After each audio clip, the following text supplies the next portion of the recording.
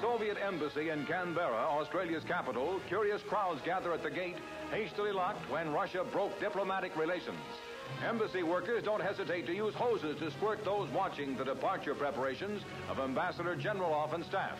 Confidential movie film and the embassy's secret documents all go up in a diplomatic bonfire. The baggage of the embassy staff starts the long voyage back home to Moscow. A motor caravan also brings the 51 Russians to their ship at Fremantle. They were called home when Moscow broke relations over the case of Vladimir Petrov, a Russian diplomat who fled communism and told Australian officials details of Red spy activities. Boarding the liner New Australia, the Russians depart, signaling a new crisis in the Cold War. Argentina and its president go to the polls in national elections to choose a vice president. Half the seats in Congress also are at stake as voters choose between the Peronistas and the opposition Radical Party. Admiral Tesiri, Peron's vice presidential candidate, and Peron himself cast their ballots in Buenos Aires. Elsewhere, riots mark the election. Tesiri wins. The losing vice presidential candidate is arrested. Victory for Peron and Vice President-elect Tesiri. The historic German city of Worms on the Rhine welcomes American Lutherans attending a servicemen's religious rally at the birthplace of their religion. Martin Luther's statue commemorates his memory in the city where 4 centuries ago he inaugurated the Protestant Reformation. GIs from all parts of America hear the president of the Lutheran World Federation, Bishop Hans Lilje, during an impressive religious demonstration.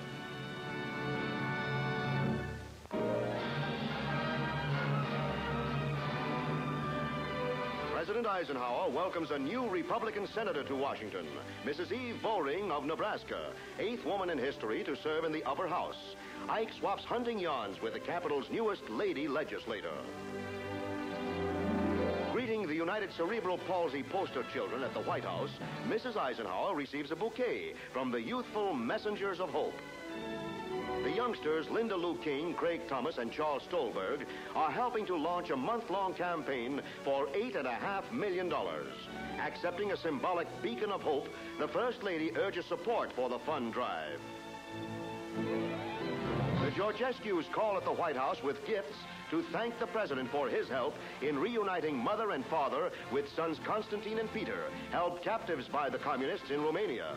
There is praise from the president for the father, who refused a red offer to release the boys if he spied against America. The Georgescu's, a liberty-loving family.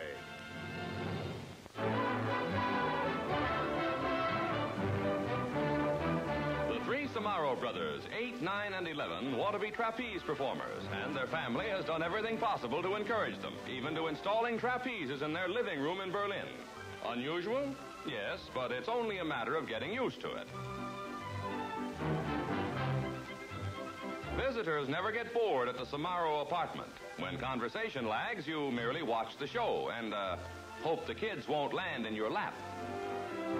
In the middle of a workout, the brothers don't bother to come down for meals. They just munch with ease on the flying trapeze.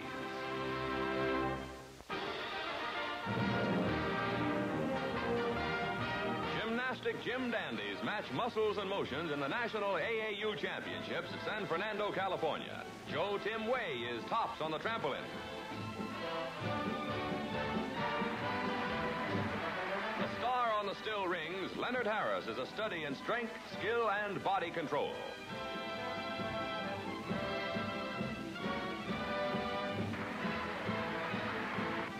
Don Perry, world record rope climber, shows why he is 20 feet and 2 9/10 seconds. Tumbling toward his second title, Skippy Browning, a spectacular sight at the AAU Championships.